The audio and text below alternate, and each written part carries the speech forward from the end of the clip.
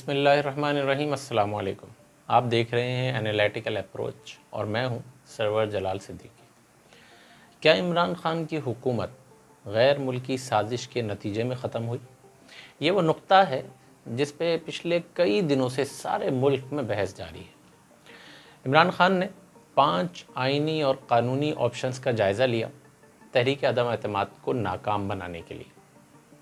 ان میں سے 2 آپشنز ایسے تھے جس کی بنا پر عمران خان کو اپنے خلاف ہونے والی سازش سے پردہ اٹھانا پڑ گیا۔ آئیے آج تفصیل سے دیکھتے ہیں کہ یہ غیر ملکی سازش والا بیانیہ کب اور کن حالات میں سامنے آیا اور اس سے پہلے رونما ہونے والے واقعات کیا تھے۔ کون سی ایسی کوششیں تھیں جو اگر کامیاب ہو جاتیں تو عمران خان اس سازش کو صیغہ راز میں رکھ سکتے تھے، یا یوں کہہ لیجئے کہ کون سی ایسی کوششیں تھیں جن کے ناکام ہونے کی بنا پر عمران خان کو اس سازش سے پردہ اٹھانا پڑ گیا۔ اس سارے معاملے کو سمجھنے کے لیے ضروری ہے کہ ہم اپنی گفتگو کو، اس کے سیکوینس کو 3 حصوں میں ڈیوائیڈ کر لیں۔ نمبر 1، 8 مارچ سے 21 مارچ کے دوران ہونے والے واقعات، یعنی ان 14 دنوں کے بیچ کا دورانیہ۔ نمبر 2، 21 مارچ سے 25 مارچ یعنی 4 ڈیز، اور نمبر 3، 25 مارچ سے 28 مارچ یعنی 3 دن۔ 8 مارچ سے 21 مارچ کے دوران ہونے والے واقعات پر روشنی ڈالنے سے پہلے میں یہ بتانا چاہتا ہوں کہ ہم یہ جان لیں یہ دورانیہ 14 ڈیز ہی کیوں تھا۔ 8 مارچ سے 21 مارچ کے دوران جو 14 ڈیز بنتے ہیں، اس کا تعلق آئین کے آرٹیکل 54(3) سے ہے، جو یہ کہتا ہے کہ اگر اسمبلی کے 25% سے زیادہ لوگ دستخط کر کے کوئی تحریک جمع کروائیں تو اسپیکر پہ یہ لازم ہوگا کہ وہ اس سے متعلق اجلاس بلائے، بات چیت کرے، بحث کرائے اور ارکان اسمبلی کو اپنی رائے دینے کا موقع فراہم کرے۔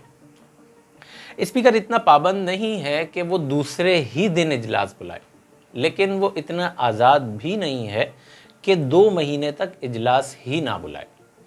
اس معاملے میں آئین یہ 14 ڈیز کا ٹائم فریم پرووائڈ کرتا ہے کہ جس بیچ اس کو یعنی اسپیکر کو اجلاس بلانا لازمی ہوگا۔ یعنی اسپیکر چاہے تو چوتھے دن بھی اجلاس بلا سکتا ہے، 5ویں دن، 10ویں دن، 13ویں دن یا آخری یعنی 14th ڈے۔ اگر اس سے زیادہ بغیر کسی وجہ کے ڈیلے کرے گا تو یہ آئین شکنی شمار ہوگی۔ اس کے ساتھ ہی میں آئین کا ایک اور آرٹیکل بھی گوش گزار کرنا چاہتا ہوں، 95، جو یہ کہتا ہے کہ اگر بالآخر اجلاس بلا ہی لیا جائے تو عدم اعتماد سے متعلق یہ ضروری ہے کہ 7 دن کے اندر ووٹنگ کروائی جائے۔ یعنی اسپیکر کے بعد دوبارہ یہ ریلیکسیشن ہے، وہ چاہے تو 3 دن بحث کروا کے چوتھے دن اس پہ ووٹنگ کروائے، 5ویں دن کروائے، 6ٹھے دن کروائے یا 7ویں دن، بغیر کسی وجہ کے اس سے زیادہ ڈیلے کرے گا تو یہاں پہ بھی آئین شکنی کا مرتکب ہوگا۔ واپس آتے ہیں اپنی گفتگو کے پہلے مرحلے میں، جس کا تعلق ہے 8 سے 21، یعنی 8 مارچ کو عدم اعتماد کی تحریک پیش ہوئی اور آئین کے مطابق 21 مارچ وہ آخری دن تھا کہ جس پہ اجلاس بلانا لازمی تھا۔ کیونکہ اس سے زیادہ ڈیلے ممکن نہیں تھا، لہٰذا اس وقت کے اسپیکر اسد قیصر پہ یہ لازم تھا کہ وہ 21 تاریخ مقرر کریں، اور انہوں نے ایسا ہی کیا، 21 مارچ کو اجلاس مقرر کر دیا۔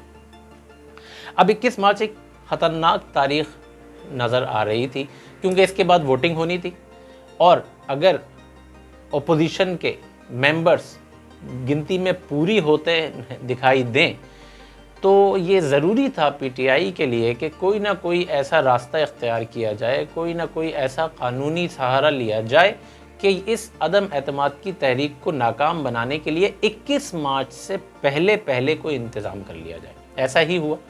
پی ٹی آئی نے سیاسی محاذ پر بھی اور قانونی محاذ پر بھی سر توڑ کوششیں کی۔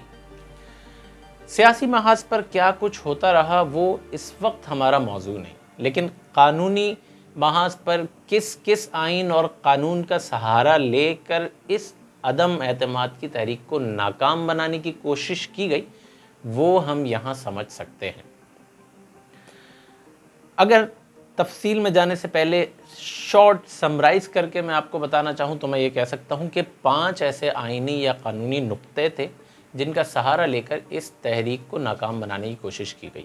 پہلے کا تعلق تھا آرٹیکل 63A سے، اس پہ غور کیا گیا، محسوس ہوا کہ یہ کارگر ثابت نہیں ہوگا، چھوڑ دیا گیا۔ نمبر 2، ایک نیا قانون بنانے کی کوشش کی گئی، محسوس ہوا کہ یہ کارگر ثابت نہیں ہوگا، چھوڑ دیا گیا۔ نمبر 3 کا تعلق آرٹیکل 69 سے تھا، غور کیا گیا، محسوس کیا گیا کہ یہ پارشلی تو ایکسیپٹیبل ہے لیکن ورکیبل ہوگا یا نہیں، کچھ قانونی پیچیدگیوں کی وجہ سے اس کو بھی فی الحال چھوڑ دیا گیا۔ نمبر 4، 63A کے ساتھ 62F کو ملانے کی کوشش کی گئی لیکن نتیجہ نکلتا نظر نہیں آیا تو چھوڑ دیا گیا۔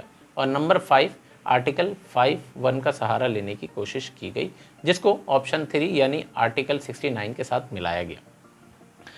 تفصیل میں اگر ہم آئیں، پہلے کوشش یہ کی گئی کہ پی ٹی آئی کے وہ ناراض اراکین جن کو ہم منحرف ارکان بھی کہتے ہیں ان کو عدم اعتماد میں ووٹ ڈالنے سے ہی روکا جا سکے۔ اس معاملے پہ اسپیکر اسد قیصر کو عمران خان کی طرف سے انسٹرکشنز بھی ملیں کہ وہ الیکشن کمیشن سے بھی اس بارے میں بات کریں، لیکن 15 مارچ کی خبر کے مطابق اسمبلی سیکریٹریٹ نے 2 ٹوک الفاظ میں بتا دیا کہ ارکان کو ووٹ ڈالنے سے نہیں روکا جا سکتا۔ اس کے ساتھ ہی یہ آپشن ختم ہو گیا۔ دوسرا آپشن یہ تھا کہ اگر قانون کے مطابق ارکان اسمبلی کو عدم اعتماد کی تحریک میں ووٹ ڈالنے سے نہیں روکا جا سکتا تو کیوں نہ ایسا قانون بنا دیا جائے کہ کوئی بھی اگر پارٹی کے خلاف ووٹ دے تو وہ تاحیات نااہل ہو جائے۔ قانون بنانے کے لیے ضروری تھا کہ 2 میں سے کوئی ایک طریقہ اختیار کیا جائے، یعنی قانون بنتا ہے یا تو اسمبلی کے ذریعے یا آرڈیننس کے ذریعے۔ اسمبلی کے ذریعے اس لیے ممکن نہیں تھا کیونکہ عدم اعتماد کی تحریک پیش ہو چکی تھی اور اس کی موجودگی میں کوئی دوسرا بل آنے کی گنجائش نہیں تھی۔ آرڈیننس کے ذریعے اس لیے ممکن نہیں تھا کیونکہ عدم اعتماد کی تحریک پیش ہونے کے بعد پرائم منسٹر کے پاس یہ اختیار ہی نہیں ہوتا کہ وہ کوئی قانون بنا سکے۔ 19 مارچ کی خبر کے مطابق وزارت قانون نے پرائم منسٹر سے معذرت کر لی اور آرڈیننس لانے سے انکار کیا۔ اس کے ساتھ ہی یہ آپشن بھی ختم ہو گیا اور اس وقت کے وزیر فروغ نسیم بھی اسکرین سے آؤٹ ہو گئے۔ تیسرا آپشن کیا تھا؟ تیسرا آپشن یہ تھا کہ عدم اعتماد کی تحریک پر ووٹنگ ہی نہ کروائی جائے اور اس کے لیے آرٹیکل 69 کا سہارا لیا جائے۔ آرٹیکل 69 یہ کہتا ہے کہ اسمبلی کے معاملات چلانے کا اختیار اسپیکر کے پاس ہے۔ اس حوالے سے فواد چودھری کا وہ بیان بھی ریکارڈ پر ہے کہ جس میں انہوں نے کہا کہ ہو سکتا ہے اسپیکر عدم اعتماد پر ووٹنگ ہی نہ کروائے۔ ان کا یہ بھی کہنا تھا کہ اپوزیشن کو پتہ بھی نہیں چلے گا کہ ان کے ساتھ کیا ہاتھ ہو گیا۔ لیکن اس معاملے میں اہم بات یہ تھی کہ عدم اعتماد کی تحریک پر ووٹنگ نہ کرانے کا کوئی جواز بھی ہونا چاہیے، یعنی اسپیکر عوام سے یا ارکان اسمبلی سے یہ تو نہیں کہہ سکتا کہ کیونکہ میں اسپیکر ہوں اور میرے پاس یہ اختیار ہے تو میں عدم اعتماد پر ووٹنگ ہی نہیں کرواتا یا اس جمع ہوئی تحریک کو مسترد کر دیتا ہوں۔ کوئی جواز بھی ہونا چاہیے، صرف وہ اپنے اس اختیار کی بنیاد پہ تو نہیں کہہ سکتا، وہ جواز بھی موجود نہیں تھا۔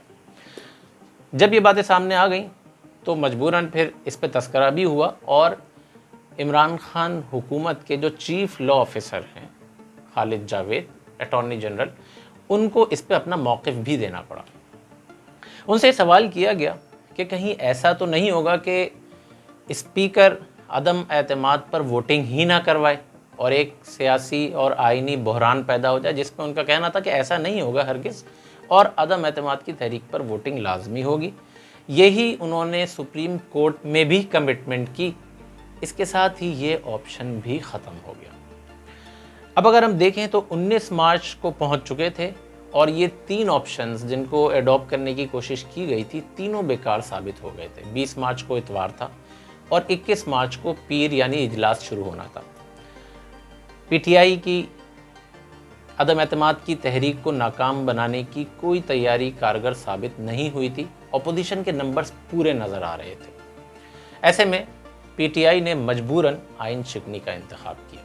آئین شکنی اس طریقے سے ہوئی کہ آئین کے مطابق جو اجلاس لازمی طور پہ 21 کو بلایا جانا تھا، جس کا کہ پہلے سے کہہ دیا گیا تھا، اس کو آگے بڑھا کر 25 کو کر دیا۔ جب یہ 25 کو کر دیا تو پی ٹی آئی کے پاس 4 دن بونس کے طور پہ آ گئے۔ ان میں سے ایک دن بھی ضائع نہیں کیا گیا اور 21 مارچ کو ہی ایک چوتھا آپشن تلاش کیا گیا۔ وہ آپشن یہ تھا کہ صدر کے ذریعے عدالت سے آرٹیکل 63A کی تشریح مانگی جائے اور کوشش کی جائے کہ عدالت تشریح میں یہ کہہ دے کہ کوئی بھی شخص جو اپنی پارٹی کے خلاف ووٹ دے گا عدم اعتماد میں تو وہ تاحیات نااہل کہلائے گا، جبکہ آرٹیکل 63A کا تعلق پارٹی کے خلاف ووٹ دینے اور اسمبلی سے رکنیت ختم ہونے سے متعلق ہے، اور 62F ایک آرٹیکل ہے جو تاحیات نااہلی سے متعلق ہے۔ لہذا ان دونوں کو گڈمٹ کرنے کی کوشش کی، لیکن عدالت روزانہ کی سماعت پہ سنتے بھی اس پی ٹی آئی کی خواہش کے مطابق فیصلہ دینے سے قاصر رہی، تو اس آپشن سے وابستہ توقعات بھی دم توڑ گئیں اور 25 مارچ بھی قریب آ گئی۔ دوبارہ وہ سچویشن کہ عدم اعتماد کی تحریک سے نمٹنے کے لیے کوئی قانونی طریقہ اب تک کارگر ثابت نہیں ہوا تھا اور اجلاس پھر سے سر پہ آ چکا تھا۔ 25 تاریخ کو اجلاس شروع ہوا، فاتحہ خوانی ہوئی اور پھر اجلاس کو 28 تاریخ تک ملتوی کر دیا گیا، یعنی 3 دن ایک بار پھر بونس کے طور پہ پی ٹی آئی کے پاس آ گئے۔ اس بار نیا آپشن کوئی نہیں نظر آیا، پرانے آپشنز کو ریویو کیا گیا۔ پہلا آپشن، اس میں تو اسمبلی سیکریٹریٹ نے منع کر دیا تھا اور الیکشن کمیشن نے بھی کوئی خاطر خواہ جواب نہیں دیا تھا، لہٰذا اس کو اڈاپٹ کرنے کا کوئی چانس نہیں تھا۔ دوسرے آپشن میں وزارت قانون نے معذرت کر لی تھی کہ ہم صدارت آرڈیننس نہیں لا سکتے اس سے متعلق، دوسرا آپشن بھی چھوڑ دیا گیا۔ تیسرا آپشن یہ تھا کہ اسپیکر ووٹنگ ہی نہ کروائے، لیکن اس میں ایک مسئلہ یہ تھا کہ ووٹنگ نہ کروانے کا جواز نہیں تھا۔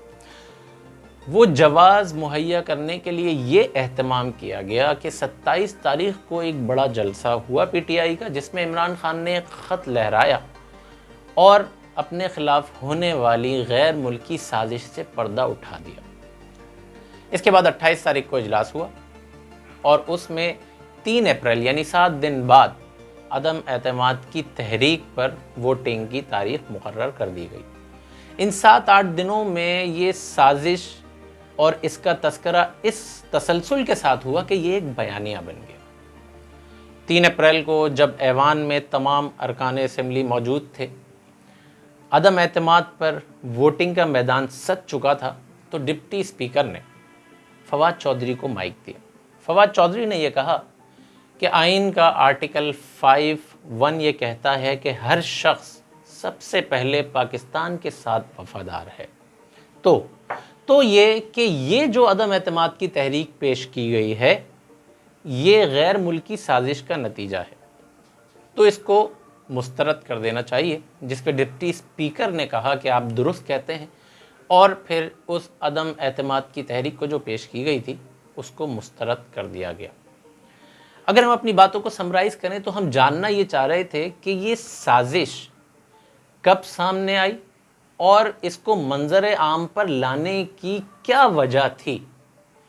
ہم اگر اب سمرائز کریں تو ہم دیکھ سکتے ہیں کہ 8 مارچ سے 21 مارچ کے دوران پہلا آپشن اڈاپٹ کیا گیا، کارگر ثابت نہیں ہوا، چھوڑ دیا گیا، لیکن اس وقت سازش کا کوئی تذکرہ نہیں تھا۔ اسی 8 مارچ سے 21 مارچ کے دوران ایک دوسرا آپشن تلاش کیا گیا، کارگر ثابت نہیں ہوا، چھوڑ دیا گیا، لیکن سازش کا کوئی تذکرہ نہیں تھا۔ تیسرا آپشن تلاش کیا گیا کہ اسمبلی میں اسپیکر ووٹنگ ہی نہ کروائے، لیکن اس کے لیے بھی جواز نہیں تھا، نہ سازش کا تذکرہ تھا، اس کو بھی چھوڑ دیا گیا، لیکن ذہن میں رکھا گیا۔ چوتھا آپشن، جب 21 مارچ آ گئی، 21 مارچ سے 25 مارچ تک اجلاس آگے بڑھایا گیا اور ان 4 دنوں کے دوران ایک چوتھے آپشن پہ غور کیا گیا، اس سے بھی کچھ نتیجہ نہیں نکلتا نظر آیا، تو 25 مارچ والا اجلاس اور آگے کر کے 28 کو کر دیا۔ 25 تک بھی کوئی سازش کا تذکرہ نہیں تھا، یہ بھی کہہ سکتے ہیں کہ 26 تک بھی نہیں تھا۔ 27 تاریخ کو اس سازش کے بارے میں عمران خان نے اعلان کیا اور تمام لوگوں کو بتایا۔ اب سوال یہ بھی پیدا ہوتا ہے کیا یہ 27 تاریخ کو ہی سازش ہوئی تھی؟ تو پی ٹی آئی کے بقول یہ سازش عدم اعتماد کی تحریک پیش ہونے سے ایک دن پہلے یعنی 7 تاریخ کو ہو چکی تھی، لیکن اس کو اب تک صیغہ راز میں رکھا گیا تھا۔ اس سے یہ ہرگز ثابت نہیں ہوتا کہ غیر ملکی سازش تھی ہی نہیں۔ کچھ باتیں ایسی ہیں جو اس طرف اشارہ کرتی ہیں کہ شاید واقعی غیر ملکی سازش ہوئی ہے، اور کچھ باتیں اس طرف اشارہ کرتی ہیں کہ کوئی غیر ملکی سازش نہیں ہوئی۔ وہ کون سی باتیں ہیں ان کا احاطہ بھی ہم کریں گے اگلی ویڈیوز میں۔ اور یہ جو پورا دورانیہ تھا 8 مارچ سے 21، پھر 21 سے 25، 25 سے 27 اور 27 سے 3 اپریل، اس تمام دورانیے میں سیاسی محاذ پر کیا ہوتا رہا؟ ابھی تو ہم نے غور کیا ہے کہ قانونی محاذ پہ کس طریقے سے عدم اعتماد کی تحریک سے نمٹنے کے لیے کوششیں کی گئیں، سیاسی محاذ پہ کیا کیا کوششیں کی گئیں، ان پہ بھی ہم روشنی ڈالنے کی کوشش کریں گے اگلی ویڈیوز میں۔ آج کی ویڈیو کے لیے اتنا ہی۔ ہماری ویڈیو کو لائک کرنا اور سبسکرائب کرنا ہمارے لیے حوصلہ افزا ہوگا۔ اگلی ویڈیو تک کے لیے اجازت دیجیے۔ اللہ حافظ۔